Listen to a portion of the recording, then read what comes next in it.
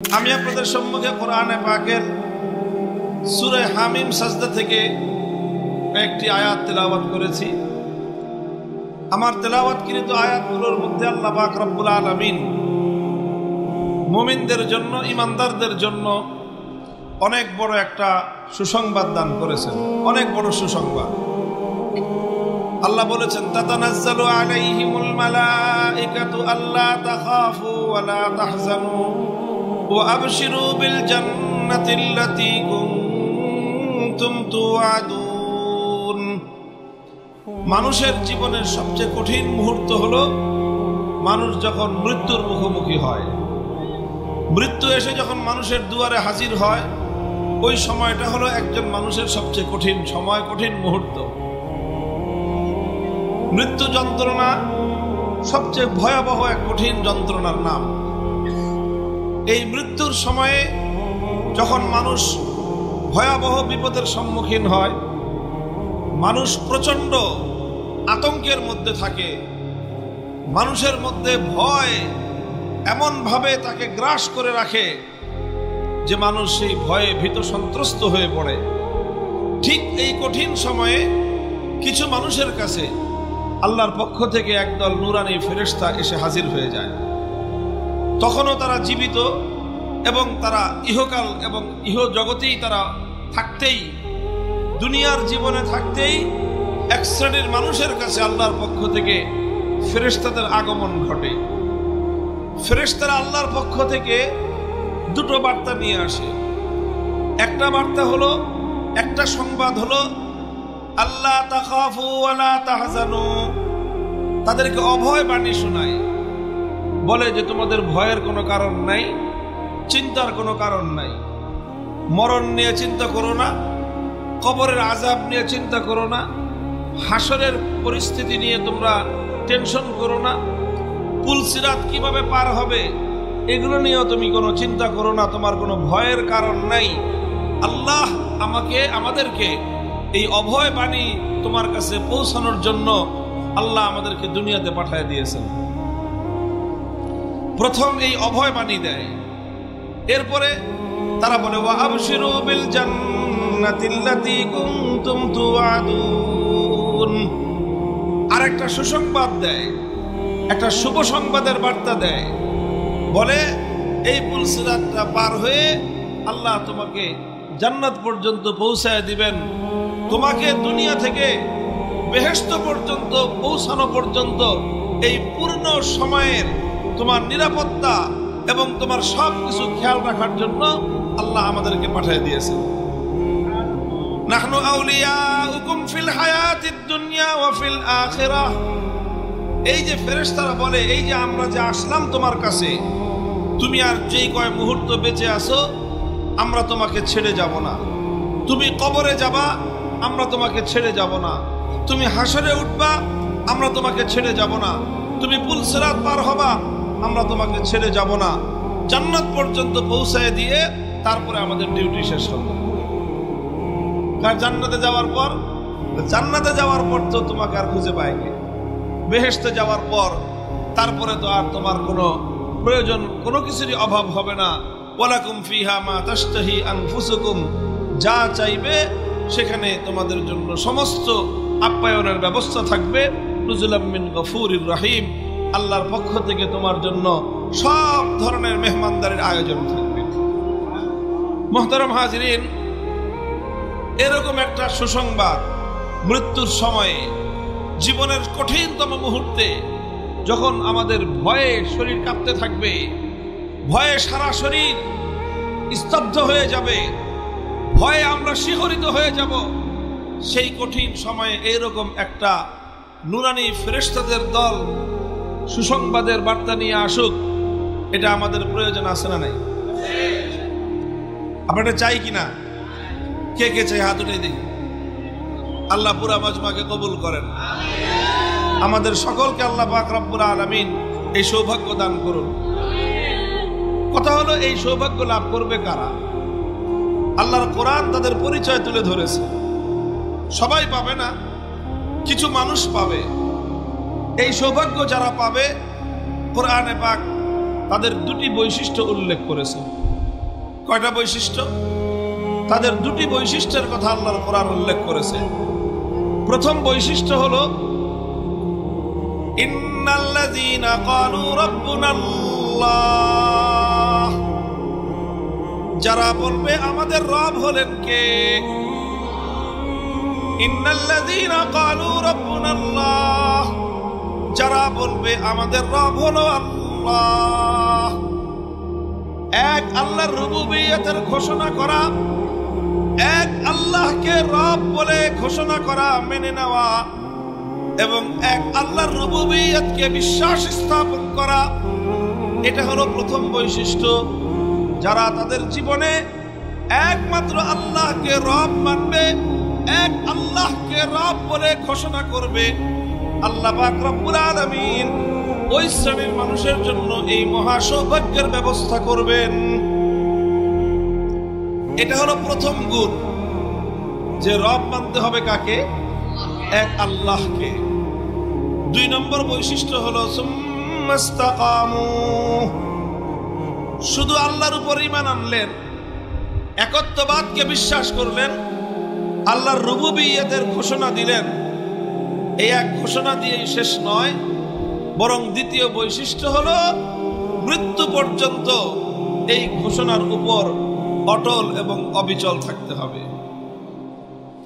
কোরআনের শব্দ হলো ইস্তাকামু, অর্থাৎ ইস্তেকামতের সাথে থাকতে হবে। শব্দটা আমরা সকলেই যদি কোরআনে পাকের একটা পরিভাষা, আরবি একটা পরিভাষা মুখস্থ করি, খারাপ হবে না ভালো হবে? তাহলে বলেন আমার সাথে, ইস্তেকামত। ইস্তেকামতের সাথে থাকতে হবে। কিসের সাথে? ইস্তেকামত শব্দের অর্থ হলো অটলতা, অবিচলতা। ইস্তেকামত অর্থ কি? অর্থাৎ অটল থাকতে হবে, অবিচল থাকতে হবে, পাহাড়ের মতো দৃঢ় এবং মজবুত থাকতে হবে। অনেক মানুষ তাদের ঈমান হয় কচু পাতার পানির মতো। কচু পাতার পানি বুঝেন?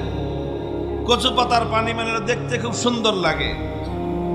কচু পাতার উপর যদি এক ফোঁটা পানি থাকে, একটু পানি থাকে, তো সেই পানিটা এটা মুক্তার মতো দেখতে সুন্দর লাগে।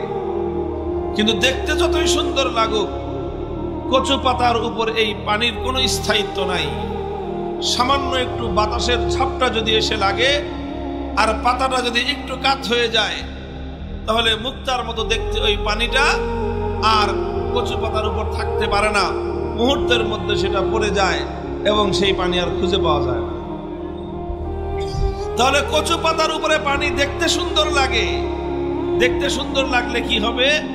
এই পানির কিন্তু কোনো স্থায়িত্ব নাই। যে কোনো মুহূর্তে এই পানিটা এখান থেকে পড়ে যেতে পারে, যে কোনো মুহূর্তে এই পানিটা এখান থেকে অপসারিত হয়ে যেতে পারে। আমাদের মধ্যে বহু মানুষ আছে এমন ইমানদার, আল্লাহর উপর ঈমান এনেছে, আল্লাহকে রব বলে মেনেছে, আল্লাহর রুবুবিয়তের ঘোষণা দিয়েছে, একত্ববাদকে ধারণ করেছে, কিন্তু ধারণ করলে কি হবে? তার মধ্যে ইস্তেকামত নাই, দৃঢ়তা নাই, অটলতা নাই। তার ঈমান হলো কচু পাতার পানির মতো। কচু পাতার পানির মতো একটু ধাক্কা আসলেই ঈমান থেকে সরে যায়, একটু বিপদ আসলেই ঈমান থেকে সরে যায়। এই জন্য আল্লাহ বলতেছেন, আমি তোমাদেরকে অনেক বড় সৌভাগ্য দান করব, অনেক বড় পুরস্কার দিব। শর্ত হলো আল্লাহকে রব মানতে হবে এবং এই মানার উপর ইস্তেকামতের সাথে থাকতে হবে। এই জন্য ইস্তেকামত, দৃঢ়তা আর অটলতা, এটা ইসলামের অনেক বড় একটা গুণ, এটা মুমিনের অনেক বড় একটা বৈশিষ্ট্য। প্রত্যেক মুমিনের দায়িত্ব আর কর্তব্য হলো ইস্তেকামতের এই বৈশিষ্ট্য অর্জন করার চেষ্টা করা। কারণ ইস্তেকামতের অনেক ফজিলত রয়েছে। হযরতে সুফিয়ানে সৌরি রহমতুল্লাহি আলাইহি, সুফিয়ানে সৌরি রহমতুল্লাহি আলাইহি অনেক বড় একজন তাবী। তিনি বলেছেন, আল ইস্তেকামাতু ফিদ দুনিয়া কাল মুরুরি আলাস সিরাতি ফিল আখিরাহ। আল ইস্তেকামাতু ফিদ দুনিয়া কাল মুরুরি আলাস সিরাতি ফিল আখিরাহ। দুনিয়াতে ইস্তেকামতের সাথে থাকা আর আখিরাতে পুল সিরাত পার হওয়া এক সমান। দুনিয়ার কোন মানুষ যদি আখিরাতে পুলসিরাত পার হতে চায়, পুলসিরাত বুঝেন কি জিনিস? পুলসিরাতের একটা ব্রিজ। আসলে বাংলায় আমরা পুলসিরাত বলি, আরবিতে শব্দটা হলো আসসিরাত। পুল শব্দটা আরবিতে নাই, কিন্তু এটাকে আমরা বাংলায় পুলসিরাত বলি কেন?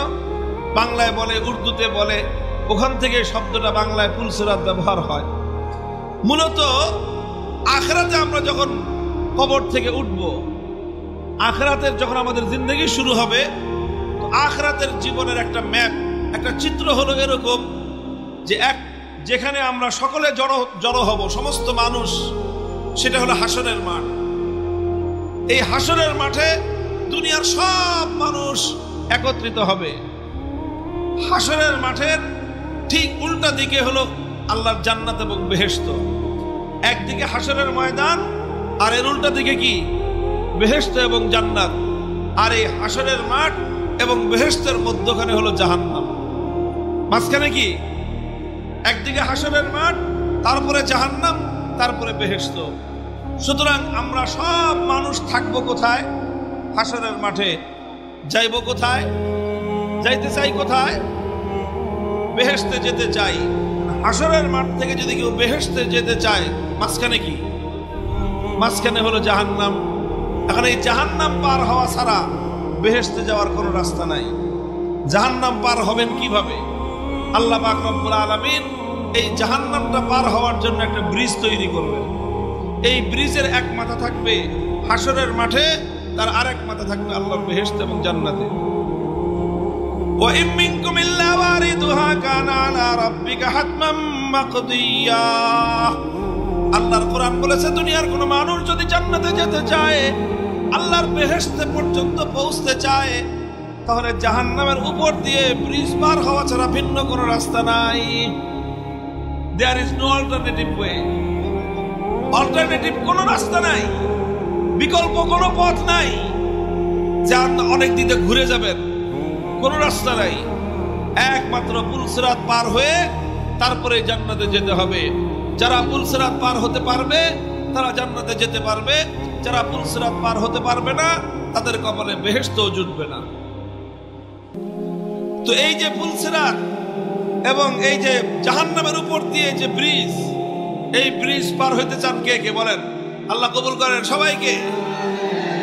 হযরত সুফিয়ান সাউরি রাহমাতুল্লাহি আলাইহি বলেন, আখিরাতে এই হাসরের মাঠ থেকে আল্লাহর জান্নাত পর্যন্ত যাওয়ার জন্য যেই ব্রিজ, যেই পুল নির্মিত আছে, যেই সিরাত এবং যেই রাস্তা নির্মিত হয়েছে, এই রাস্তা দিয়ে যদি কেউ জাহান্নামের থেকে অতিক্রম করে আল্লাহর জান্নাত পর্যন্ত পৌঁছতে চায়, তাহলে তার জন্য উপায় হলো আল ইস্তিকামাতু ফিদ দুনিয়া কাল মুরুরি আলাস সিরাতি ফিল আখিরাহ।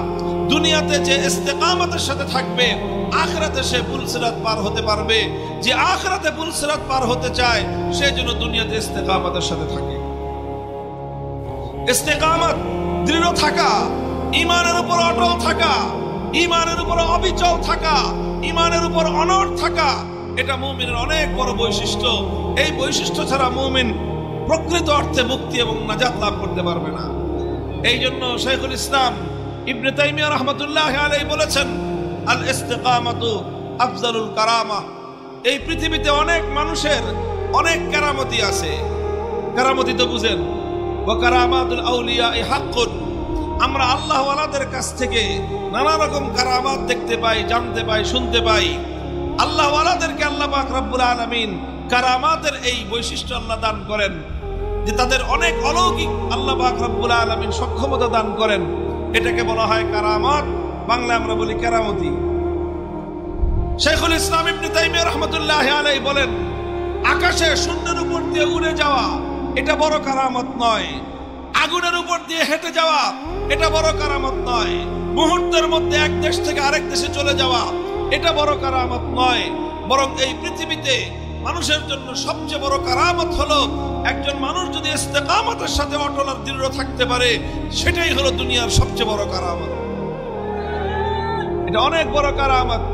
হযরত জুনায়েদ বাগদাদী রাহমাতুল্লাহি আলাইহি সম্পর্কে তার জীবনীতে পাওয়া যায় যে এক লোক জুনায়েদ বাগদাদীর অনেক কথা শুনেছে, অনেক নাম শুনেছে তার। সারা দুনিয়ার মানুষের কাছে ওনার সুপরিচিতি সুখ্যাতি, মনে করছে অনেক বড় বুজুর্গ তিনি, না জানি তার কত কারামত থাকবে। ওই লোকটা জুনায়েদ বাগদাদিকে দেখার জন্য, পরখ করার জন্য আসছে যে অনেক বড় আল্লাহওয়ালা, অনেক বড় বুজুর্গ, তাহলে ওনার অনেক কারামত থাকবে, ওনার সঙ্গে কিছুদিন থাকি আর ওনার কারামত আমি একটু দেখি। সে লোকটা অনেক দিন থাকছে, মনে করেন 30-40 দিন, 1 চিল্লা পর্যন্ত থাকছে। থাকার পরে লোকটা হতাশ হয়ে সে জুনায়েদ বাগদাদিকে বলতেছে যে হুজুর, আমি তো আসছিলাম অনেক আশা নিয়ে। কি আশা নিয়ে? শুনছি মানুষ আপনাকে অনেক বড় আল্লাহওয়ালা বলে, আপনি নাকি অনেক বড় বুজুর্গ, তো এই জন্য আমি আসছিলাম, মনে করছি এত বড় আল্লাহওয়ালা, এত বড় বুজুর্গ, না জানি তার কত রকম কারামত থাকবে। সে তো কোনো সময় মাটির উপর দিয়ে হাঁটবেই না, সে আকাশ দিয়ে উড়ে যাবে, পানির নিচ দিয়ে চলে যাবে, আগুনের উপর দিয়ে হাঁটে যাবে, এইসব কত রকম কেরামতি দেখবো, এই আশা নিয়ে আমি আসছিলাম। কিন্তু 1 মাস থাকলাম, কোনো কেরামতি তো আপনার দেখলাম না, আপনি কি বুজুর্গ হইলেন? জুনায়েদ বাগদাদি রহমতুল্লাহ আলাইহি লোকটাকে বুঝতে পারলেন যে এই লোকটা তো আসলে প্রকৃত মানুষের নেককারী, প্রকৃত মানুষের দিনদারি কি সেটা বুঝতেই পারে নাই। তাকে বোঝানোর জন্য বললেন, আচ্ছা ঠিক আছে, তুমি হতাশ হয়ে ফিরে যাচ্ছ, যাও, কিন্তু যাওয়ার আগে আমাকে একটা প্রশ্নের উত্তর দাও। এই যে এতদিন যে আমার সাথে থাকলা, আমাকে আল্লাহর নবীর সুন্নতের খেলাফ কোনো কাজ করতে দেখেছো? কয় না, তা তো দেখি নাই। আপনি একেবারে কোরআন হাদিস মোতাবেক সুন্নতের উপর আপনি আমল করেন, আল্লাহর প্রত্যেকটা হুকুম পালন করেন, নবীর প্রতিটা তরিকা আপনি মেনে চলেন। বললেন তখন যে দেখো, একটা লোক 1 মাসের মধ্যে আল্লাহর নবীর সুন্নতের খেলাফ একটা কাজ করলো না, সে আল্লাহর হুকুমের উপর, নবীর তরিকার উপর এত দৃঢ় আর অটল থাকে, ইস্তেকামতের সাথে থাকতে পারে, দুনিয়াতে এর চেয়ে বড় আর কোনো কারামত হতেই পারে না। আল্লাহ পাক রব্বুল আলামিন আমাদের সকলকে ইস্তেকামতের সাথে থাকার তৌফিক দান করেন। এই ইস্তেকামত অনেক হিম্মতের কাজ, অনেক সাহসিকতার কাজ। ইস্তেকামতের সাথে থাকতে হবে ইনশাআল্লাহ। রব বলেছি কাকে? রব বলেছি কাকে? জোরে বলেন। আল্লাহকে রব বলবেন, আর এমনি খুব সহজেই দুনিয়ার জীবন পার হয়ে সুরসুরায়ে জান্নাতে চলে যাবেন, ব্যাপারটা কিন্তু এত সহজ না। আহাসিবান নাসু আন ইউতরাকু আন ইয়াকুলু আমান্না ওয়া হুম লা ইফতানুন। আল্লাহর কোরআন বলতেছে, দুনিয়ার মানুষ কি এটা চিন্তা করে, আন ইয়াকুলু আমান্না ওয়া হুম লা ইফতানুন, যে মানুষ বলবে যে আমি ঈমানদার, ঈমানদার মুখে শুনেই, মুখে বললেই আল্লাহ পাক রব্বুল আলামিন মানুষকে সব ঘাটি পার করে জান্নাত পর্যন্ত পৌঁছায় দিবেন। তার জীবনে কোনো পরীক্ষা আসবে না, তার জীবনে তাকে কোনো পরীক্ষা দিতে হবে না। মানুষ কি এমনটা ভেবেছে? কোশ্চিনকালেও এটা হতে পারে না। তুমি যখন বলবা আমি ঈমানদার, পরীক্ষা তোমাকে দিতে হবে। তুমি যখন পরিচয় ধারণ করবা আমি ঈমানদার, তুমি যখন ঘোষণা করবা আমার রব হলো আল্লাহ, তখন তোমার জীবনে অনিবার্যভাবে পরীক্ষা আসবে। আর তুমি যদি সেই পরীক্ষায় কামিয়াবি অর্জন করতে চাও, তুমি যদি আল্লাহর কাছ থেকে জান্নাতের পুরস্কার লাভ করতে চাও, তাহলে তোমাকে অবশ্যই সেই পরীক্ষার মুখে ইস্তেকামতের সাথে থাকতে হবে, অটল থাকতে, চল থাকতে হবে। আলহামদুলিল্লাহ, যুগে যুগে ইসলামের ধারক বাহক যারা, তারা এইভাবে অটল এবং অবিচল থেকেই, ইস্তেকামতের সাথে থেকেই পরীক্ষায় উত্তীর্ণ হয়ে গিয়েছেন। আর এভাবেই ১৫০০ বছর পর পর্যন্ত আমাদের কাছে আল্লাহর দ্বীন, সহিহ দ্বীন, সঠিক দ্বীন আমাদের কাছ পর্যন্ত এসে পৌঁছেছে। ইস্তেকামতের সাথে থাকতে হবে। ইস্তেকামতের পথে 2টো বাধা আসে। কয়টা বাধা? তলব করে বলেন, কয়টা বাধা? ইস্তেকামতের সাথে থাকতে হবে। ঈমান আনলাম, পার পেয়ে গেলাম, ব্যাপারটা এমন নয়। ঈমান আনছেন, পরীক্ষা দিতে হবে। ঈমান এনেছেন, বাধার সম্মুখীন হতে হবে। ঈমান এনেছেন, প্রতিকূলতার সম্মুখীন হতে হবে। ঈমান গ্রহণ করেছেন, আপনাকে বাধার সম্মুখীন হতে হবে। ঈমান আনাটাই দায়িত্ব, শেষ নয়। ঈমান এনেছেন, কবর পর্যন্ত ঈমানকে রক্ষা করে তারপরে পরীক্ষায় উত্তীর্ণ হয়ে যেতে হবে। এইভাবে ঈমান আনার পর অটল এবং অবিচল থাকার নামই হলো ইস্তেকামত। এই ইস্তেকামতের পথে দুই ধরনের বাধা আসে। কয় রকম বাধা বললাম? দুই ধরনের বাধা। প্রথম বাধা আসে হলো যখন মানুষ ইস্তেকামতের সাথে, দৃঢ়তার সাথে আল্লাহর দ্বীনের উপর থাকতে চায়। প্রথম বাধা মানুষের সামনে আসে, মানুষকে লোভ লালসা দেখানো হয়। কি দেখানো হয়? লোভ লালসা দেখানো হয়। কখনো টাকার লোভ, কখনো সম্পদের লোভ, কখনো বাড়ি গাড়ির লোভ, কখনো ক্ষমতার লোভ, কখনো হালুয়া রুটির লোভ, কখনো মসনদের লোভ। নানা রকম লোভ লালসার মাধ্যমে ইমানদারের ইমানকে হরণ করার চেষ্টা করা হয়। নানা রকম লোভ লালসার মাধ্যমে মুমিনকে তার সরল এবং সঠিক পথ থেকে তাকে বিচ্যুত করার জন্য ষড়যন্ত্র চলতে থাকে। এরপরে যদি মুমিন এই পরীক্ষায় সে উত্তীর্ণ হয়ে যায়, কোন লোভ লালসার ফাঁদে যদি সে পা না দেয়, কোন লোভের কারণে সম্পদের সামনে, টাকার সামনে যদি সে তার ঈমান বিক্রি না করে, সে যদি অটল আর অবিচল থাকতে পারে, তাহলে তার সামনে এরপরে আসে দ্বিতীয় বাধা। কয় নম্বর বাধা? 2 নম্বর বাধা আসে। 2 নম্বর বাধাটা হলো কি? 2 নম্বর বাধাটা হলো তার উপরে ভয় ভীতি আসে। কি আসে? কখনো তাকে হত্যা করার ভয় ভীতি দেখানো হবে, কখনো তাকে মেরে ফেলবার ভয় ভীতি দেখানো হবে, কখনো তাকে গুম করার ভয় ভীতি দেখানো হবে, কখনো তাকে জেল জুলুমের ভয় দেখানো হবে, কখনো তাকে গর্দান উড়িয়ে দেওয়ার ভয় দেখানো হবে। সমস্ত ভয় ভীতি আসবে, সব ধরনের ভয় ভীতি আসবে। বুলেটের আঘাত আসবে, কারুনের জালিমের আঘাত আসবে, হামলা আসবে, জীবনের উপর হামলা আসবে, মানের উপর হামলা আসবে, ইজ্জতের উপর হামলা আসবে, সন্তানের উপর হামলা আসবে। সব কিছু হামলা মামলা সব উপেক্ষা করে আমরণ ঈমানের পথে, দ্বীনের পথে অটল থাকার নামই হলো ইস্তেকামা।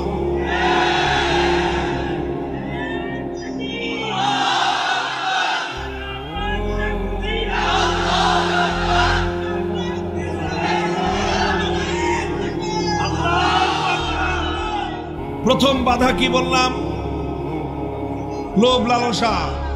2 নম্বর বাধা ভয় ভীতি। প্রথমে আসবে লোভ লালসা।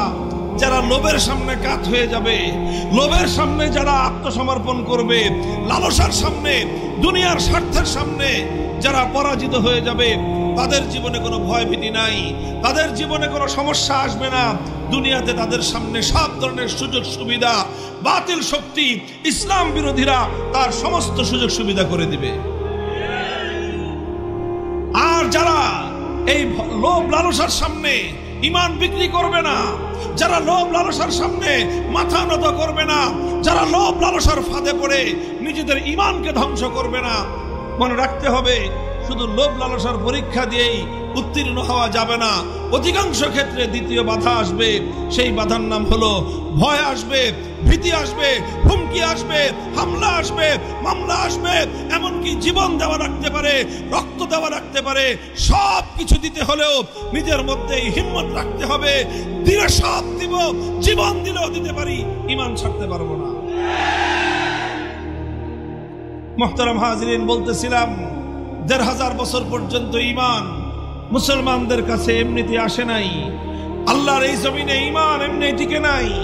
আল্লাহর এই জমিনে আল্লাহর দ্বীন এত সহজেই টিকে থাকে নাই। যুগে যুগে ইসলামের ধারক বাহক যারা, তাদেরকে ইস্তেকামতের পরীক্ষা দিতে হয়েছে, তাদেরকে অটল আর অবিচল থাকতে হয়েছে। আর এই অটল এবং অবিচল থাকতে গিয়ে তাদের সামনে বাধা আসছে, তারা বাধাকে অতিক্রম করে হকের ঝান্ডা সামনে নিয়ে অগ্রসর হয়েছেন। আমরা যে ইমামকে মানি, আমাদের ইমামের নাম হলো ইমামে আজম, ইমামে আবু হানিফা রহমতুল্লাহ আলাইহি। এই দুনিয়াতে মুসলমানরা 4 জন ইমামকে সাধারণত অনুসরণ করে থাকেন। এই 4 ইমামের মধ্যে 3 জন ইমামের জীবনে অনেক বড় পরীক্ষা এসেছে। আর সেই পরীক্ষাগুলোকে তারা অতিক্রম করে ইস্তেকামতের সাথে থেকে দুনিয়াবাসীকে দেখিয়ে দিয়েছেন যে আল্লাহর দ্বীন ধরলাম তো ধরলাম, যত বাধা বিপত্তি আসুক না কেন জীবন দিতে পারি, ঈমান বিক্রি করতে পারি না।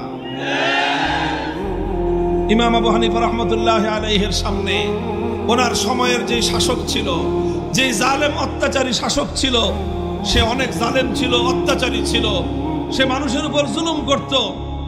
এই জুলুমের বিরুদ্ধে দেশে সমাজে ব্যাপকভাবে মানুষের মধ্যে ক্ষোভ তৈরি হলো। সে জালেম চিন্তা করলো এই মানুষের ক্ষোভ প্রশমন করার জন্য একটা কৌশল হতে পারে যে ইমাম আবু হানিফা, যার প্রতি মানুষের ব্যাপক শ্রদ্ধা এবং ভালোবাসা আছে, এই আবু হানিফাকে যদি আমার দলে ফিরাতে পারি তাহলে মানুষ আমার প্রতি মানুষের ক্ষোভ একটু কমবে। এই জন্য সময়ের শাসক ইমাম আবু হানিফা রহমতুল্লাহ আলাইহির কাছে প্রস্তাব করলো। কি প্রস্তাব? যে হুজুর, আপনার জন্য আমি প্রধান বিচারপতি, কাজীউল কুযাত, চিফ জাস্টিস, এই পদ তিনি অফার করলেন। যে হুজুর, আপনি প্রধান বিচারপতির পদ গ্রহণ করেন, অনেক সম্মান পাবেন, অনেক মর্যাদা পাবেন, অনেক বেতন ভাতা পাবেন, অনেক ফ্যাসিলিটি, অনেক প্রোটোকল, অনেক কিছু পাবেন। প্রধান বিচারপতির পদ গ্রহণ করেন।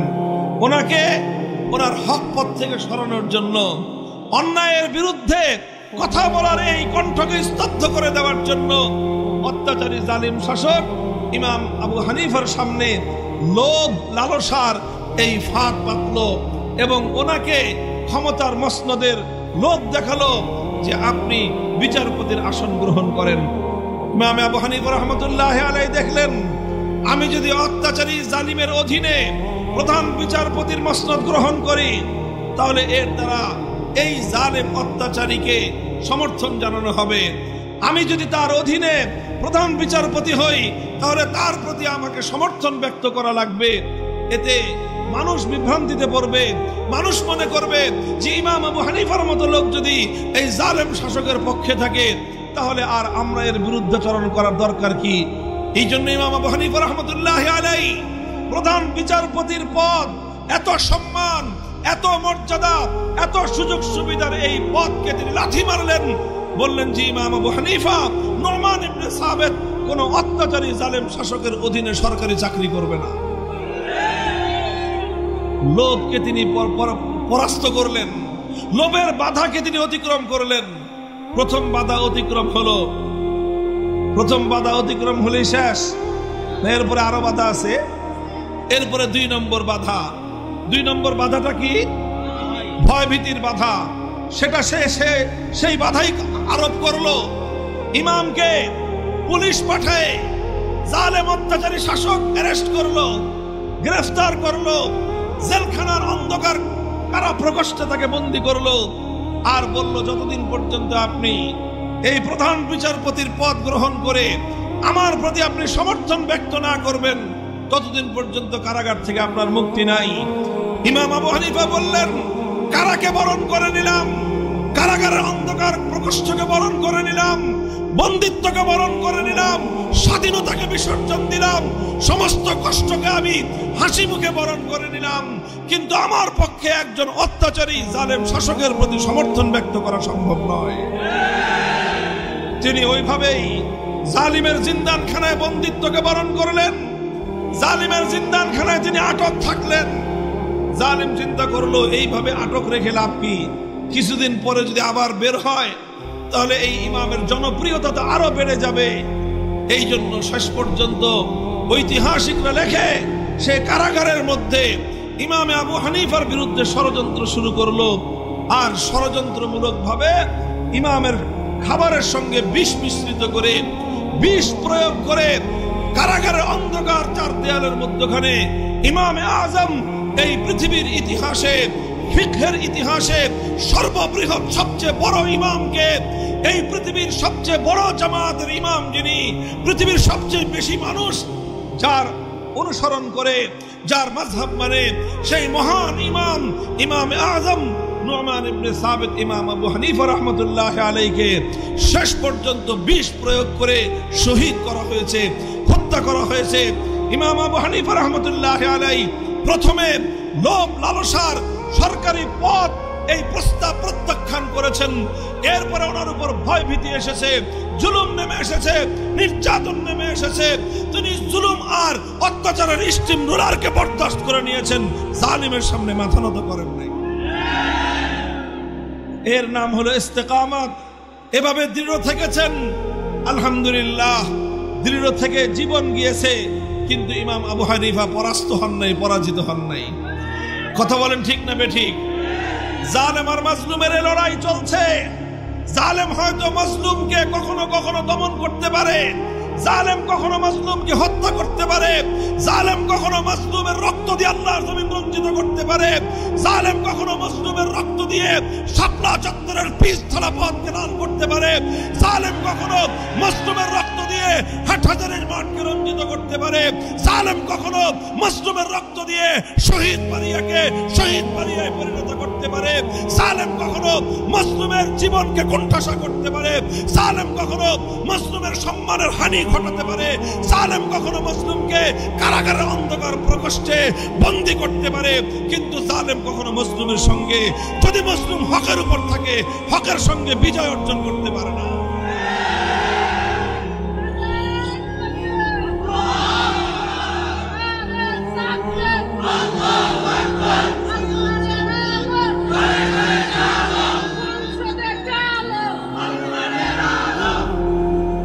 মুহতারাম হাজিরিন, এটা শুধু এক ইমাম আযম আবু হানিফার ইতিহাস নয়।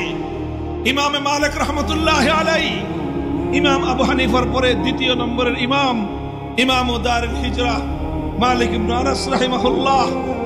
এই ইমামে মালিক রাহমাতুল্লাহ আলাইহি যুগের শাসক, অত্যাচারী শাসক, তার সঙ্গে বেঁধে গেল মাসলা নিয়ে টক্কর।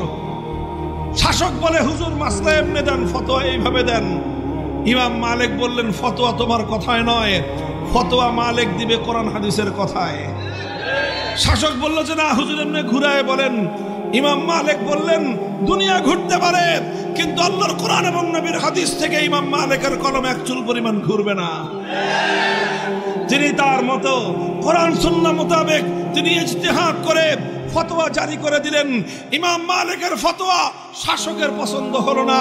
ইমাম মালিকের ফতোয়া সে যুগের যে শাসক ছিল সেই শাসকের মনোভূত হলো না। ইমামে মালিককে সে অপমান করতে চাইল, লাঞ্ছিত করতে চাইল। ইমাম মালিককে পাকড়াও করে একটা গাধার পিঠে উল্টা করে আরোহণ করলো।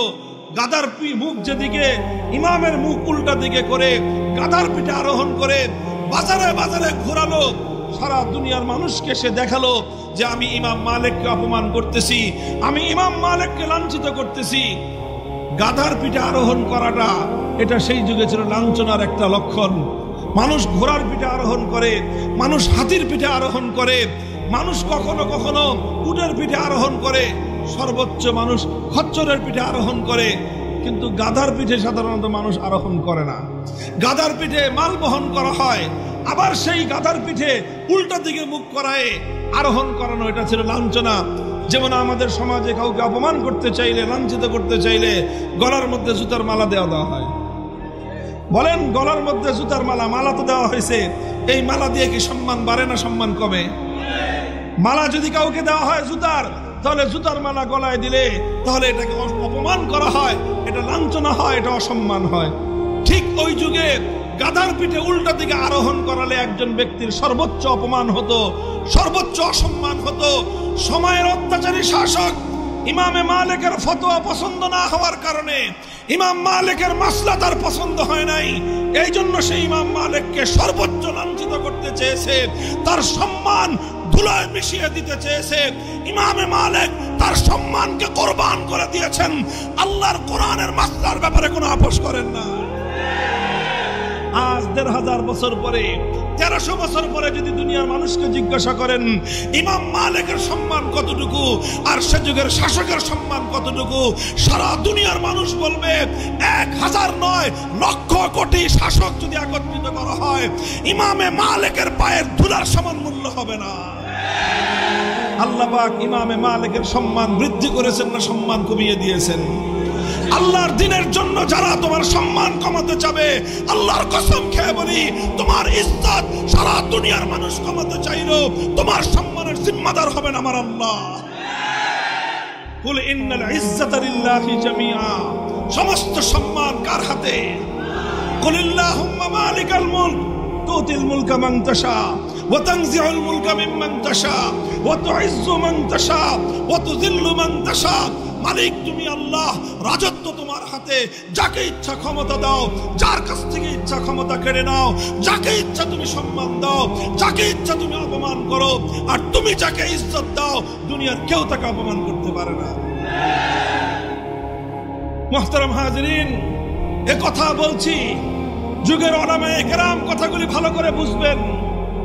আমাদের এই যুগে ইমাম মালিক ফিরে আসবে না। আমাদের এই যুগে যদি কেউ কল্পনা করেন ইমাম আবু হানিফা আবার জন্ম নিবে, এটা হবে না। তবে এই যুগে যারা অত্যাচারী শাসক, এই যুগের যারা অত্যাচারী জালেম, তাদের এরকম ডিমান্ড পয়দা হবে, তাদের চাহিদা তৈরি হবে। সেই যুগের শাসকরা নিজেদের অপকর্মকে বৈধ করার জন্য যেরকম ইমাম আবু হানিফাকে তার দলে ভিড়ায়ে প্রধান বিচারপতি হওয়ার প্রস্তাব দিয়েছিল, এই যুগেও জালেম অত্যাচারীরা নিজেদের অপকর্মকে বৈধতা দেওয়ার জন্য আলেম সমাজকে তাদের পাশে গিয়ে চেয়ার গ্রহণ করার অফার করবে। হ্যাঁ, দেশ জাতির স্বার্থে কখনো প্রয়োজন হলে উলামায়ে উম্মত বিভিন্ন মসনদ, বিভিন্ন দায়িত্ব নিতে পারে, কিন্তু কোন সময় কোন জালেম, কোন অত্যাচারীকে বৈধতা দেওয়ার জন্য কোন আলেমের জন্য সরকারি পদ গ্রহণ করা বৈধ হবে না। তখন সেখানে ইমাম আবু হানিফা রাহমাতুল্লাহি আলাইহির আদর্শ অনুসরণ করতে হবে। কখনো আপনার মাসলা, কখনো আপনার মাসালা, আপনার ফতোয়া শাসকের বিরুদ্ধে যেতে পারে। দুঃখ লাগে, বড় কষ্ট লাগে আমাদের এই কথাটা চিন্তা করলে। জালেমের জন্য দুঃখ লাগে না, দুঃখ লাগে ওই সমস্ত মানুষদের জন্য যারা জালেমদের অপকর্মকে আল্লাহর কোরআন এবং নবীর হাদিসের অপব্যাখ্যা দিয়ে বৈধতা দেওয়ার চেষ্টা করেছিল। আমাদের এই দেশে ভাস্কর্যের বিষয় নিয়ে বিতর্ক তৈরি হয়েছিল। আমরা পরিষ্কার ভাষায় বলেছিলাম, যে কোনো ব্যক্তির ভাস্কর্য হোক, এটা মূর্তি, আর কোন প্রাণীর মূর্তি বানানোর অবকাশ ইসলামের মধ্যে নাই, শরীয়তের মধ্যে নাই। সুতরাং এই মূর্তি এটা হিন্দুয়ানি সংস্কৃতি, মূর্তি এটা শিরকি সংস্কৃতি, মূর্তি এটা আল্লাহর একত্ববাদ বিরোধী সংস্কৃতি। দ্ব্যর্থহীন ভাষায় আমরা কথা বলেছিলাম। আমাদের মতো আরো অনেকেই বলেছিলেন যে এইভাবে মুসলমানদের জনপদে, মুসলিম দেশের স্থানে স্থানে, বিভিন্ন পয়েন্টে পয়েন্টে, বিভিন্ন গুরুত্বপূর্ণ স্থাপনায় কোন ব্যক্তির মূর্তি বানাবেন, এটা ইসলাম সমর্থন করে না। একটি মুসলিম জাতির দেশে এটাকে কোনোদিন এটাকে সমর্থন করা যায় না। এতে ওনারা নারাজ হলেন। ওনারা চেয়েছিলেন ওনার বাবার মূর্তি বানাবেন। আমি তখন বলেছিলাম যে দেখেন, আমরা আপনাদের কল্যাণকামী, আপনাদের প্রতি আন্তরিক পরামর্শ দেই। মুহাম্মদুর রাসূলুল্লাহ সাল্লাল্লাহু আলাইহি ওয়াসাল্লামের ইতিহাস আমি উদ্ধৃত করেছিলাম। আমি বলেছিলাম, আমার নবী যেদিন মক্কা বিজয় করলেন, মক্কায় আসলেন, পবিত্র বাইতুল্লাহর সামনে আসলেন, ওয়া হাওলাহু 360 নুসবান। আল্লাহ নবী এসে দেখেন বাইতুল্লাহর সামনে, উপরে, নিচে, ভিতরে 360টা মূর্তি বসানো। আল্লাহ নবী বললেন, সবগুলি মূর্তি একটা একটা করে এটাকে ভূপাতিত করো। নবীজি নিজে বাইতুল্লাহর মধ্যে ঢুকলেন, ঢুকে যেই সব মূর্তি পেয়েছেন, হাতের মধ্যে লাঠি ছিল, লাঠি দিয়ে এক একটা মূর্তির পেটের মধ্যে খোঁচা মারছেন, আর এক একটা মূর্তি জমিনের মধ্যে ভূপাতিত হয়ে গিয়েছে। নবীজির কণ্ঠে উচ্চারিত হয়েছিল, জাল হক ওয়া যাহাকাল বাতিল ওয়া মা ইউবদিউল বাতিল ওয়া মা ইউঈদ। হক এসেছে, বাতিল অপসারিত হয়ে যাবে ইনশাআল্লাহ। মক্কার মাটিতে আর কোনোদিন এই মূর্তি নামক বাতিলের স্থান হবে না। আল্লাহর নবীর সামনে একটা মূর্তি আনা হলো বাইতুল্লাহর ভিতর থেকে, যে মূর্তিটা ইব্রাহিম আলাইহিস সালামের নামে বানানো। কার মূর্তি? নাউজুবিল্লাহ, ইব্রাহিম আলাইহিস সালামের মূর্তি বানানো। আল্লাহর নবী ইব্রাহিম আলাইহিস সালামের বানানো মূর্তি দেখে সবচেয়ে বেশি ক্ষিপ্ত হলেন, সবচেয়ে বেশি রাগান্বিত হলেন। ইব্রাহিম আলাইহিস সালাম আমাদের নবীর সম্পর্কে কি হয় জানেন? পূর্বপুরুষ। ইব্রাহিম আলাইহিস সালামের সন্তান ইসমাঈল আলাইহিস সালাম, সেই ইসমাঈল আলাইহিস সালামের বংশ পরম্পরার সন্তান হলেন মুহাম্মদুর রাসূলুল্লাহ সাল্লাল্লাহু আলাইহি ওয়াসাল্লাম। এই জন্য আমাদের নবীর বাপ দাদা হলেন ইব্রাহিম এবং ইসমাঈল আলাইহিস সালাম। আল্লাহ নবী নিজের বাপের মূর্তি দেখে খুশি হন নাই, নিজের বাবার মূর্তি নিজে বানাবেন তো দূরের কথা, আরেকজন বানিয়েছে এটা দেখেও খুশি হন নাই। বরং ইব্রাহিমের মূর্তি দেখে আল্লাহ নবী সবচেয়ে বেশি রাগান্বিত হয়েছেন। আল্লাহ নবী বলেছেন, কাতালাহুমুল্লাহ, ওই সমস্ত মানুষদেরকে আল্লাহ ধ্বংস করুক, ওদের উপর আল্লাহর অভিশাপ পড়ুক যারা ইব্রাহিম আলাইহিস সালামের মূর্তি বানিয়েছে। অথচ ইব্রাহিম আলাইহিস সালাম সারাটা জীবন কাটিয়েছেন এই মূর্তিকে ধ্বংস করার জন্য। আজ তারা কত বড় দুরাচার, কত বড় পাপিষ্ঠ, তারা সেই ইব্রাহিম আলাইহিস সালামের মূর্তি বানিয়ে ইব্রাহিমী আদর্শের সঙ্গে গাদ্দারি করলো। এই ইতিহাস বলে আমি বলেছিলাম যে দেখেন, নিজের পূর্বপুরুষদের মূর্তি বানানো এটা নবীজির আদর্শ নয়, বরং আমার নবীর আদর্শ হলো নিজের হাতে নিজের বাপদাদার মূর্তি ভেঙে গুড়িয়ে দেওয়া। কাজেই কেউ যদি নিজের বাপদাদার মূর্তি ভাঙে, এটাই হবে আল্লাহর নবীর আদর্শ। আর যারা বাপদাদার মূর্তি বানায় তারা আবু জাহালের প্রেতাত্মা। কেন আমি আবু জাহালের অনুসারী বললাম? খুব ক্ষেপছেন, কাজ করবে আবু জাহালের মতো বললে ক্ষিপ্ত হবেন, রাগান্বিত হলেন। আমরা বললাম রাগ করে লাভ কি? আল্লাহর কোরআন এবং নবীর হাদিসে এর চেয়ে ভিন্ন কিছু বলার অবকাশ আমাদেরকে দেয় না। অনেক হুমকি আসলো, অনেক ধমকি আসলো, অনেক ঝুঁকি আসলো যে এই কথা তুমি প্রত্যাহার করো। আমি বললাম যে না, আমাদের এখান থেকে কথা প্রত্যাহার করার, এই কথা পরিবর্তন করার কোনো সুযোগ নাই। আমরা পরিষ্কার ভাষায় বলি, আমাদের কথা, আমাদের দায়িত্ব ছিল হক কথা বলে দেওয়ার। আমরা হক কথা জাতির সামনে তুলে ধরেছি। আমাদের দায়িত্ব ছিল শাসক গোষ্ঠীকে সঠিক পথ দেখিয়ে দেওয়ার। আমরা শাসক গোষ্ঠীকে পথ দেখিয়ে দিয়েছি। তবে মূর্তি ভাঙা এখন আমাদের দায়িত্ব না, আমাদের দায়িত্ব হলো পথ দেখিয়ে দেওয়া। আল্লাহ যদি কোনোদিন আমাদেরকে শক্তি দেন, শক্তি পাওয়ার প্রথম মুহূর্তে সমস্ত মূর্তি আমরা ভেঙে গুড়িয়ে দিব। এই কথাটা কেন বললাম? খুব ক্ষিপ্ত হলেন, খুব খেপলেন আমার উপরে। সংসদে দাঁড়িয়ে আমার নামে তিনি গীবত, আমার নামে তিনি অপবাদ দিলেন, মিথ্যা রটনা করলেন, আমার সম্মান নষ্ট করার চেষ্টা করলেন। এক আমি মামুনুল হক একজন ব্যক্তির বিরুদ্ধে গোটা রাষ্ট্রযন্ত্র নিয়ে আওয়ামী জাহিলিয়াতের নেত্রী শেখ হাসিনা ঝাঁপিয়ে পড়লেন। আলহামদুলিল্লাহ, আল্লাহর উপর খাস রহমত হলো আমার উপরে।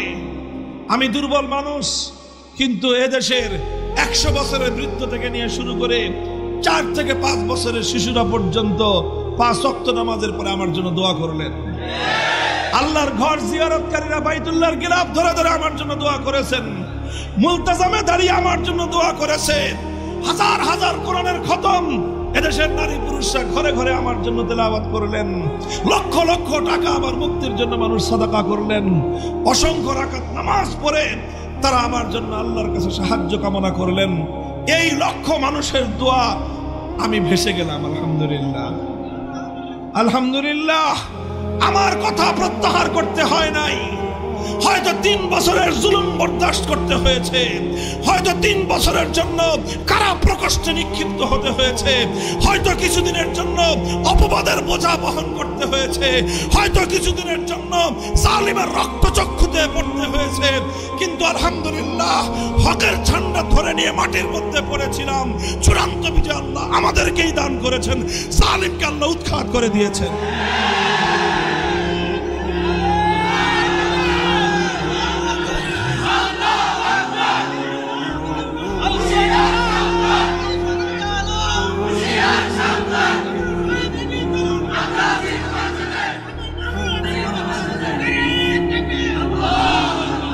মোহতারাম হাজরিন, অত্যাচারী শাসকরা সব যুগেই এমন হয়ে থাকে। অত্যাচারী শাসকরা সব যুগেই এমন হয়ে থাকে। তবে কোন যুগের শাসক বড় জালিম হয়, কোনটা মাঝারি জালিম হয়। আমাদের কপাল খারাপ ছিল, আমাদের যুগের জালেমটা বিগত 100 বছরের মধ্যে নিকৃষ্টতম জালিম বলেছে। আমি চ্যালেঞ্জ করে বলতে পারবো, বাংলাদেশের ইতিহাস 100 বছরের ইতিহাস আপনারা ঘেটে দেখুন, এত বড় জালিম বিগত 100 বছরের তৃতীয়টা যায় নাই। এইভাবে জুলুম করলো। জালেমের আচরণ এটাই হবে, শাসক তার ক্ষমতার মসনদ রক্ষা করার জন্য সব ধরনের জুলুমের পথ অবলম্বন করে। এটা না হয় মেনে নিলাম, কিন্তু মানতে কষ্ট হয় ওই সকল লোকদের কথা যারা আল্লাহর কোরআনের আয়াতগুলোকে অপব্যাখ্যা করে, আল্লাহর কোরআনের আয়াতগুলোর অপব্যাখ্যা করে, ইসলামের অমীয় বাণীগুলোর অপব্যাখ্যা করে সেই সময়ে অত্যাচারী জালেমের এই শিরককে বৈধতা দেওয়ার চেষ্টা করেছিলেন। খুঁজে খুঁজে বের করবেন ওই সমস্ত লোকগুলাকে। এদেরকে চিহ্নিত করবেন, কারণ এই সমস্ত লোকেরাই আল্লাহর দ্বীনের সবচেয়ে বড় ক্ষতির কারণ। মুহতারাম হাজিরিন, বলেছিলাম ইমামে আজম আবু হানিফা রাহমাতুল্লাহি আলাইহি তাকে লোভ দিয়ে, লালসা দিয়ে, দুনিয়ার স্বার্থ দিয়ে হকের পথ থেকে বিচ্যুত করার চেষ্টা করা হয়েছে। তিনি স্বার্থকে জলাঞ্জলি দিয়েছেন, ইমানকে জলাঞ্জলি দেন নাই। এরপরে ওনাকে বন্দী করা হয়েছে, অত্যাচার করা হয়েছে, শেষ পর্যন্ত ওনাকে হত্যা করা হয়েছে, জীবন দিয়ে দিয়েছেন, কিন্তু হকের ঝান্ডাকে ভুলণ্ঠিত হতে দেন নাই। ইমামে মালিক রাহমাতুল্লাহি আলাইহি অপমান সহ্য করেছেন, লাঞ্ছনা সহ্য করেছেন, গঞ্জনা সহ্য করেছেন, কিন্তু হকের কথা এক চুল পরিমাণ পরিবর্তন করেন নাই। ইমামে আহমদ ইবনে হাম্বল রাহমাতুল্লাহি আলাইহি একই ইতিহাস সময়ের শাসকের সঙ্গে ওনার বাদাবাদি হয়ে গেল। শাসক বলে এক কথা, যেই কথায় কোরআনে নাই। শাসক বলে এক কথা, যেই কথা নবীর হাদিসে নাই। শাসক বলে যে আমার এই কথার বিরোধিতা করতে পারবেন না কেউ। ইমাম আহমদ ইবনে হাম্বল বললেন যে না, আল্লাহর কোরআন যেই কথা বলেছে সেই কথার বিরুদ্ধে তুমি যত বড় শাসক হও না কেন, তোমার কথা গ্রহণযোগ্য হতে পারে না। তিনি বললেন শাসক বলেছিল আল্লাহর কোরআন ক্ষণস্থায়ী। ইমাম আহমদ বললেন আমার আল্লাহর কালাম এটা চিরস্থায়ী। আল্লাহ যেরকম চিরস্থায়ী, আল্লাহর কালামও এরকম চিরস্থায়ী। শাসকের কথার বিপরীত হয়ে গেছে, শাসকের কথার বিপরীত হয়ে গেছে। এখন কেন শাসকের কথার বিরুদ্ধে বলল ইমাম আহমদ ইবনে হাম্বল? ইমাম আহমদ ইবনে হাম্বলকে অ্যারেস্ট করলো, গ্রেফতার করে নিয়ে কারাগারের মধ্যে বন্দী করলো। এরপরে ইমাম মালিক ইমাম আহমদের উপর যেই জুলুম আর যে অত্যাচার কারাগারের মধ্যে হয়েছে, পৃথিবীর ইতিহাসের বর্বরতম এক অধ্যায় সেখানে রচিত হলো। একজন ব্যক্তি একদিন খুব শক্তিশালী, খুব পালোয়ান, ওই লোকটার সামনে দিয়ে ইমাম আহমদ ইবনে হাম্বল হেঁটে যায়। আরেকজন তার শক্তিমত্তার প্রশংসা করতেছে যে ভাই তুমি তো বিরাট পালোয়ান মানুষ। তখন সে ইমাম আহমদ ইবনে হাম্বলকে দেখায় বলে যে আরে ভাই আমরা কি পালোয়ান, এই যে হুজুর দেখতেছো হ্যাংলা পাতলা জীর্ণ শীর্ণ হুজুরটা, আমি আমার জীবনে এই হুজুরের মতো পালোয়ান মানুষ দেখি নাই। বলে কি বলো, এই হুজুরকে দেখতে তো মরারটা লাগে, উনি আবার এত পালোয়ান হলেন কিভাবে? তখন সে বলল যে দেখো ইতিহাস আমি নিজে প্রত্যক্ষদর্শী, যে আমি এই কারাগারের একজন জল্লাদ ছিলাম, কারাগারে একজন জল্লাদ ছিলাম। বাদশার পক্ষ থেকে, শাসকের পক্ষ থেকে আমাদের 10 জন লোক নিয়োগ ছিল। আমাদের দায়িত্ব ছিল এক এক দিন যে আমরা একজনের পরে একজন এই আহমদ ইবনে হাম্বলকে বেত্রাঘাত করব। একজন ক্লান্ত হয়ে গেলে বেত্রাঘাত করতে করতে করতে করতে ক্লান্ত হয়ে যেতাম, দ্বিতীয় জন শুরু করত, দ্বিতীয় জন মারতে মারতে ক্লান্ত হয়ে গেলে তৃতীয় জন শুরু করত। আমরা একে একে 10টা লোক এই লোকটাকে বেত্রাঘাত করতে করতে আমরা ক্লান্ত হয়ে যেতাম, কিন্তু মায়ের খাইতে খাইতে আল্লাহর বান্দা ক্লান্ত হতো না। তার মুখে একটাই কথা থাকতো, ইতুনি বিকিতাবিল্লাহি ওয়া সুন্নতি রাসূলিহি আত্তাবিকুম। আহমদ ইবনে হাম্বলকে জুলুম করে তার মুখ থেকে অন্যায় স্বীকৃতি নিবা কোশ্চিন কালেও সম্ভব না। আল্লাহর কোরআনের দলিল আনো, আল্লাহর নবীর হাদিসের দলিল আনো। আমাকে আঘাত করা লাগবে না, আমাকে কিছু বলা লাগবে না। কোরআন হাদিসের কথা আমি সানন্দে চিত্তে গ্রহণ করব। আর কোরআনের বিরুদ্ধে কথা, নবীর হাদিসের বিরুদ্ধে কথা মারতে মারতে আমাকে টুকরো টুকরো করতে পারবা। আমার শরীরের প্রতিটি টুকরো থেকে, আমার শরীরের প্রতি ফোঁটা রক্ত থেকে আল্লাহর কোরআনের কথা, নবীর সুন্নাহর আদর্শের কথা উচ্চারিত হবে।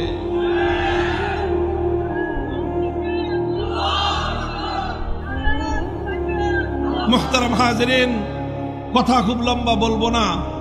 আমরা শেষ যুগের মানুষ, দেখেন আমরা শেষ যুগের মানুষ, এমনি আখেরি নবীর উম্মত, আবার আখেরি নবীরও আখেরি যুগের উম্মত।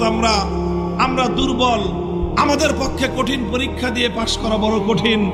এই জন্য আমরা আল্লাহর কাছে সবসময় দোয়া করি, আল্লাহুম্মা ইন্না নাসআলুকাল আফিয়াহ, আল্লাহুম্মা ইন্না নাসআলুকাল আফওয়া ওয়াল আফিয়াহ ওয়াল মুআফাত আদ-দাইমাতা ফিদ দুনিয়া ওয়াল আখিরাহ। আয় আল্লাহ, আমাদেরকে তুমি আফিয়াতের জীবন দান করো, তুমি আমাদেরকে কঠিন পরীক্ষার সম্মুখীন করো না। তবে হিম্মত রাখতে হবে, আল্লাহ যতটুকু পরীক্ষার সম্মুখীন আমাদেরকে করবেন, ইনশাআল্লাহ আমরা যদি হকের ঝান্ডা ধারণ করতে পারি, আল্লাহর সাহায্য আমাদেরকে পাশে থাকবে, আল্লাহর সাহায্য আমাদের পাশে থাকবে। হে মুসলমান, এই জন্য একটু উঠে দাঁড়াও, একটু হিম্মত করো, আর একটা ধাক্কা দাও। এই সমাজ থেকে সকল অন্যায়, সকল অবিচার, সকল তাগুত, সমস্ত বাতিল ইনশাআল্লাহ নির্মূল হয়ে যাবে। নির্মূল হয়ে হকের ঝান্ডা সমুন্নত হবে। তোমাদেরকে ইস্তেকামতের সাথে থাকতে হবে, অটল থাকতে হবে, অবিচল থাকতে হবে। হয়তো কিছুদিন কারাবরণ করা লাগতে পারে, কিছু মানুষের জীবন দেওয়া লাগতে পারে। আরে জীবন তো প্রতিদিনই কিছু মানুষের যাচ্ছে। কথা বলেন, যাচ্ছে কি যাচ্ছে না? কত রোড অ্যাক্সিডেন্টে মানুষ মারা যাচ্ছে, কত জায়গায় দুর্ঘটনার শিকার হয়ে মানুষ মারা যাচ্ছে, কত মানুষ, ইয়াং মানুষ, 35 বছরের যুবক, সুস্থ তাগড়া যুবক হঠাৎ হার্ট অ্যাটাক করে মারা যাচ্ছে। অসংখ্য অগণিত ঘটনা, আগুন লেগে শত শত মানুষ মারা যাচ্ছে, পানিতে ডুবে শত শত মানুষ মারা যাচ্ছে, দুর্ঘটনার শিকার হয়ে শত শত মানুষ মারা যাচ্ছে। প্রতিদিন হাসপাতালগুলোতে রোগে আক্রান্ত হয়ে শত শত মানুষ মারা যাচ্ছে। জীবন যখন পেয়েছি, জন্ম যখন নিয়েছি, মরতেও তো একদিন হবে। শপথ করো, মরবো তো একদিন ইনশাআল্লাহ। যেদিন আমার মৃত্যু নির্ধারিত সময়, সেদিনই আমি মরবো। তার আগে মরতে চাইলেও মরা যাবে না। ভয় কিসের? আল্লাহর জমিনে আল্লাহর দিন জিন্দা করবার হিম্মত করো। ইনশাআল্লাহ আমার আর তোমার এই মাতৃভূমি সোনার বাংলার মাটিতে আল্লাহর দিন জিন্দা হবে। আমাদের ইয়াং জেনারেশন, তরুণ প্রজন্ম চোখে আঙ্গুল দিয়ে দেখিয়ে দিয়েছে। শুধুমাত্র মাদ্রাসার ছাত্ররা নয়, আলহামদুলিল্লাহ স্কুল, কলেজ, ইউনিভার্সিটির ছাত্ররা ব্যাপকভাবে এখন তাওহীদ এবং ঈমানের শিক্ষায় তারা শিক্ষিত হচ্ছে। তাদের মধ্যে তাওহীদের আলো জ্বলছে, তাওহীদের মশাল জ্বলছে। তাদের অন্তরের মধ্যে বাতিলের বিরুদ্ধে বিদ্রোহের আগুন জ্বলছে। এ আগুন ইনশাআল্লাহ কেউ নিভাতে পারবে না। এ আগুন প্রতিটি যুবক এবং তরুণের হৃদয়ে হৃদয়ে জ্বলতে থাকবে। 5ই আগস্টের বিপ্লব আমাদের জন্য একটা অনেক বড় আল্লাহর পক্ষ থেকে উৎসাহব্যঞ্জক একটা ঘটনা। সেই যে 2021 সালে, 2020 সালে আমরা ভাস্কর্য নিয়ে লড়াই করলাম, আমরা কথার লড়াই করলাম। কথার লড়াই করার পর আমাদের কণ্ঠ বন্ধ করে দিল, আমাদেরকে কারাগারে বন্দী করে দিল। আমাদেরকে কারাগারে বন্দী করে সমস্ত জুলুম নির্যাতন আমাদের উপর চালালো। আমাদেরকে জাতির সামনে হেয় প্রতিপন্ন করার জন্য এমন কোন কুমন্ত্রণার কুচক্র নাই যেটা সরকার করে নাই। আমাদের সঙ্গে ওই অপকর্ম করলো যে অপকর্ম ইব্রাহিম আলাইহিস সালামের সঙ্গে নমরুদ করেছিল। আমাদের সঙ্গে ওই অপকর্ম করা হয়েছে যে অপকর্ম মুসা আলাইহিস সালামের সাথে ফিরআউন করেছিল। আমাদের সঙ্গে ওই অপকর্ম, ওই অন্যায় করা হয়েছে যে অন্যায় মুসা আলাইহিস সালামের সঙ্গে কারুন করেছিল। আমাদের সঙ্গে ওই অবিচার করা হয়েছে মুনাফিক সর্দার আব্দুল্লাহ ইবনে উবাই আল্লাহর নবীর বিরুদ্ধে যে ষড়যন্ত্র করেছিল। এভাবে অনেক ষড়যন্ত্র করেছে, আমরা কথা বলতে পারি নাই। আমাদেরকে কোর্টে যখন তুলতো, আমাকে কোর্টে তুলবার সময় আমাদের চরম আপত্তির মুখেও একটা হেলমেট পরাতো, বুলেট প্রুফ জ্যাকেট পরাতো। আর এইভাবে জ্যাকেট পরায়, হেলমেট পরায়, হাতের মধ্যে হ্যান্ডকাপ লাগায় মিডিয়ার সামনে আমাদেরকে তুলে ধরতো। অনেক কাকুতি মিনতি করতাম যে হেলমেটটা দিয়েন না, বলতাম, অনুরোধ করতাম, জ্যাকেট পরে জাতির সামনে আমাদেরকে এভাবে অপমান করার চেষ্টা করেন না। পুলিশরা অনেক সময় চোখের পানি ছেড়ে দিয়ে বলতো যে হুজুর কিছুই করার নাই, উপরের অর্ডার, উপরের অর্ডার। আরে এমনও দৃশ্য দেখেছি, আমরা কোর্টের গারদে 15 জন 20 জন বন্দী আছে, সকলের জন্য খাবার আসতেছে। ওই সমস্ত বন্দীরা আমাকে একটু আপ্যায়ন করতে চায়। পুলিশরা বলতো যে সবাই রে খাবার, কিন্তু হুজুরকে খাবার দিতে পারবেন না। কেন? সিসিটিভিতে দেখতেছে, যদি ওনাকে কেউ খাবার দিচ্ছেন দেখা যায়, আমাদের একটারও চাকরি থাকবে না। এইভাবে দিনের পর দিন, এইভাবে 3টা বছর এক একটা করে দিন কেটেছে। এক একটা দিন মনে হয়েছিল হাসরের মাঠের দিনের মতো। আমরা এগুলো সহ্য করেছি, আলহামদুলিল্লাহ, আলহামদুলিল্লাহ সহ্য করেছি। এর বিনিময়ে এই দিয়েছেন আল্লাহ পাক 2024 সালের 5ই আগস্ট দুপুর বেলায় আমাদেরকে কোথাও মাহফিল করতে হয় নাই, কোথাও মঞ্চ করতে হয় নাই, কোথাও সমাবেশ করে মূর্তির বিরুদ্ধে আমাদেরকে কোনো কথা বলতে হয় নাই। আমাদের সেই 4 বছর আগের কথাগুলো আল্লাহ পাক টেকনাফ থেকে তেতুলিয়া প্রত্যেকটা ইমানদারের হৃদয়ের মধ্যে ঝংকার তুলে দিয়েছেন।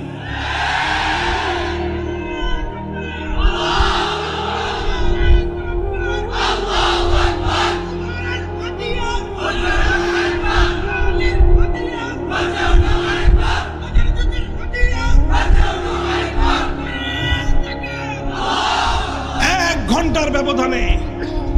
ঘন্টার ব্যবধানে আলহামদুলিল্লাহ টেকনাফ থেকে তেতুলিয়া শুধু শেখ মুজিবুর রহমান সাহেবের না, যত সাহেবের মূর্তি ছিল বাংলার তৌহিদি জনতা সমস্ত মূর্তি তৌহিদি চেতনায় উজ্জীবিত হয়ে বুড়িগঙ্গার পানিতে ভাসিয়ে দিয়েছে।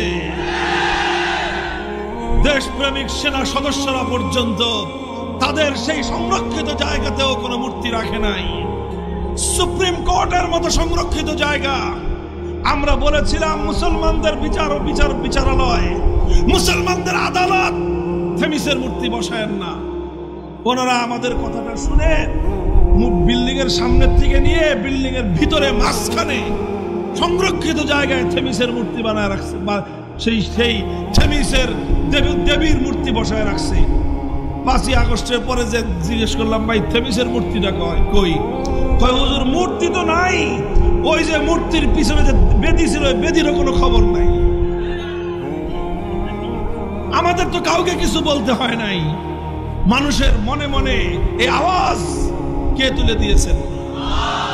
আলহামদুলিল্লাহ। হে মুসলমান, তুমি তাওহীদের আওয়াজ দাও, তুমি তাওহীদের আজান দিয়ে যাও। মুয়াজ্জিনের কাজ হলো আজান দিয়ে দেওয়া, মুসল্লিদেরকে ঘর থেকে ধরে আনা মুয়াজ্জিনের কাজ নয়। তুমি আজান দিয়ে দাও। আল্লাহ বলেছিলেন আমাদের পিতা ইব্রাহিম আলাইহিস সালামকে, ওয়াজ্জিন ফিন নাস বিল হজ ইয়াতুকা রিজালান ওয়া আলা কুল্লি দামিরিন ইয়াতিনা মিন কুল্লি ফাজ্জিন আমিক। হে ইব্রাহিম, আল্লাহর ঘর বাইতুল্লাহ বানিয়েছো, এবার বাইতুল্লাহর পাশে দাঁড়ায় আজান দাও, মানুষ যেন হজ করতে আসে। ইব্রাহিম আলাইহিস সালাম বলেছিলেন, মানুষ নাই, জন নাই, কেউ নাই, এই জনমানব শূন্য পাহাড়ি প্রান্তরে আল্লাহ আমার আজান কে শুনবে?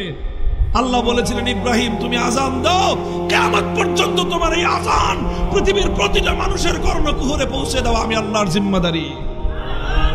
বলেন, প্রতি বছর লক্ষ লক্ষ মানুষ ইব্রাহিম আলাইহিস সালামের আজানে জবাব দিয়ে বাইতুল্লাহ যায় কি যায় না? কিয়ামত পর্যন্ত যাবে কি যাবে না? ভিসা পায় না মানুষ, লাইন ধরে মানুষ যেতে পারে না। লক্ষ লক্ষ কোটি কোটি মানুষ ইব্রাহিম আলাইহিস সালামের ডাকে সাড়া দেওয়ার জন্য পাগলের মতো প্রস্তুত হয়ে আছে। ইব্রাহিম আলাইহিস সালাম চিন্তা করেছিলেন, আমি আজান দিলে শুনবে কে? ইব্রাহিম আলাইহিস সালামের পর হাজার হাজার বছর পরেও সেই আজান শোনার মানুষ দুনিয়াতে আছে না নাই? হে তাওহীদের অনুসারীরা, হে ইব্রাহিমী আদর্শের পতাকাবাহীরা, আল্লাহর পয়গম্বর ইব্রাহিমের উত্তরসূরিরা, আল্লাহর নবী মুহাম্মদ আরবি সাল্লাল্লাহু আলাইহি ওয়াসাল্লামের সচ্চা উম্মতেরা, তোমরা উঠো, দাঁড়াও, তাওহীদের আজান দাও, তাওহীদের আজান দাও। এই আজানের ধ্বনি আল্লাহ পাক প্রতিটি মুমিনের অন্তরে অন্তরে প্রতিধ্বনিত করবেন। আমাদের দুর্বল কণ্ঠের 2020 সালের আজান 2024 সালের 5ই আগস্ট এভাবেই প্রতিধ্বনিত হয়ে গোটা বাংলাদেশকে মূর্তি থেকে পবিত্র করে দিয়েছে।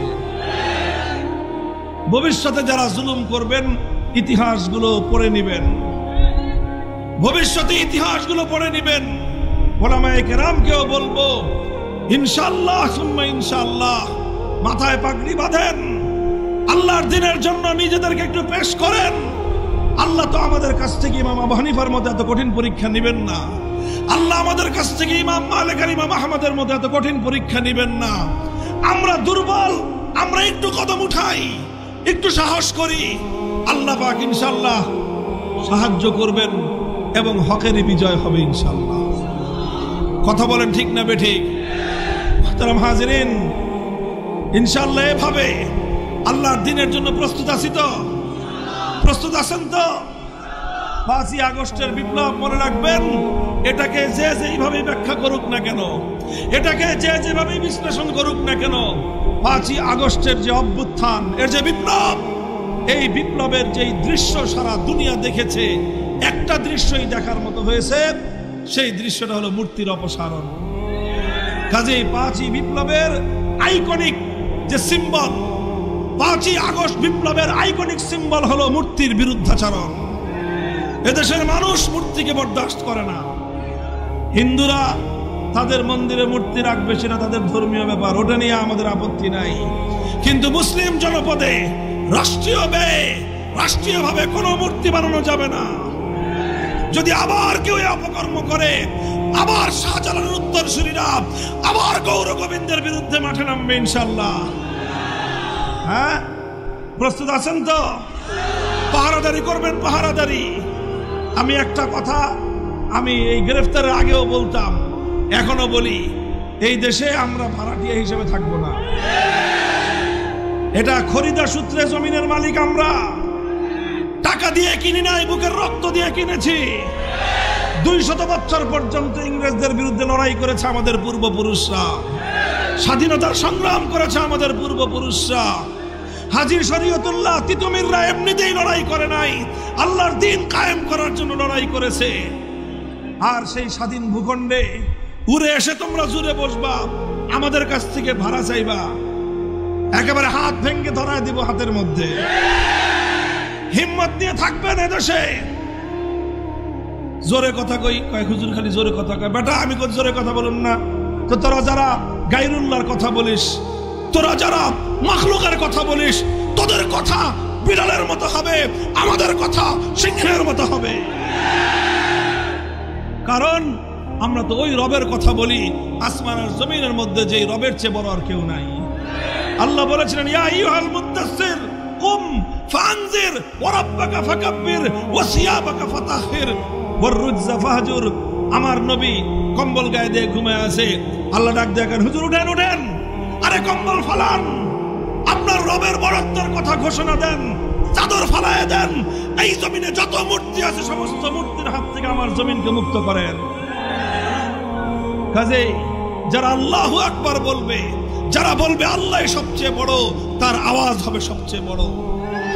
আর যারা আল্লাহর আইনের বিরুদ্ধে কথা বলবে, যারা আল্লাহর দ্বীনের বিরুদ্ধে কথা বলবে, বড় কণ্ঠে কথা বলতে দেখলে ওর কণ্ঠ চাইপা ধরবে। বেটা, চোরার কথা বলো, আবার জোরে কথা কিসের? একমাত্র ইসলামের কথা জোরে হবে, আর ইসলাম বিরোধী সমস্ত কথা বিড়ালের মতো মিমু করে বলবা। হ্যাঁ, সূত্র ঠিক আছে কিনা? সূত্র এটা মনে রাখবেন। হযরত ওমর ফারুক রাদিয়াল্লাহু আনহুর সূত্র এটাই ছিল, আলাসনা আলাল হাক্কি ওয়া হুম আলাল বাতিল, আলাইসা কাতলানা ফিল জান্নাতি ওয়া কাতলাহুম ফিন নার। হক আর বাতিলের যখন লড়াই হয়, তখন হকের ঝান্ডাবাহীরা মারা গেলে জান্নাতে যাবে, আর বাতিলপন্থীরা মরলে যাবে জাহান্নামে। তাহলে তারা যারা জাহান্নামে যাবে, ওরা যদি মাথা নত না করে, আমরা যারা মরলেই জান্নাত কনফার্ম, আমরা কেন মাথা নত করব? কাজেই এইভাবে চলবেন ইনশাআল্লাহ। হ্যাঁ, ওলামায়ে কেরাম জাতিকে এইভাবে নেতৃত্ব দিবে। আপনারা দ্বীন শিখেন, ওলামায়ে কেরামের সোহবতে আসেন। কোন একজন সাধারণ মানুষ যেন কোনো আলেমের সঙ্গে সম্পর্ক ছাড়া না থাকেন। আলেমদের সাথে সাধারণ মানুষ সম্পর্কহীন থাকলে এটা হলো ওই বকরির মতো, যেই বকরি রাখালের আওতার বাইরে থাকে। যেই বকরি রাখালের আওতার বাইরে থাকে, সেই বকরিকে নেকড়ে কেড়ে নিয়ে যায়। যেই সাধারণ মানুষেরা ওলামায়ে কেরামের সাথে সম্পর্ক ছিন্ন থাকে, ওই সাধারণ মানুষদেরকে শয়তান শিকার করে নিয়ে যায়। খবরদার, ওলামায়ে কেরাম থেকে দূরে সরবেন না। জীবনের সকল কাজে আলেমদের কাছ থেকে দিক নির্দেশনা নেবেন, সমস্ত কাজে ওলামায়ে কেরামের কাছ থেকে দিক নির্দেশনা নেবেন, ওলামায়ে কেরামের কাছ থেকে রাহনুমাই নেবেন। আলেমরা যেভাবে বলবে সেভাবেই জীবন যাপন করবেন, ইনশাআল্লাহ সাহায্য করবেন কে? দ্বীন শিখবেন নিজেরা, সন্তানদেরকে দ্বীন শেখাবেন, সন্তানদেরকে দ্বীন শেখাবেন। অনেক প্রয়োজন সামনে আলেমের, অনেক প্রয়োজন। বিপ্লব আসতেছে ইনশাআল্লাহ, ইনশাআল্লাহ বিপ্লব আসতেছে। এই জমিনের বিধান হবে আল্লাহর কোরআনের সংবিধান ইনশাআল্লাহ। কোরআনী সংবিধান অনুযায়ী রাষ্ট্র পরিচালনা করার জন্য অনেক লোকের দরকার পড়বে। কাজেই সন্তানদেরকে আলেম বানান। যারা আলেম হতে না পেরেছেন, দ্বীন শিখেন। ইনশাআল্লাহ এই দেশটা, এই ভূমিটা, এই জনপদ আল্লাহর কোরআনের দ্বারাই শাসিত হবে ইনশাআল্লাহ।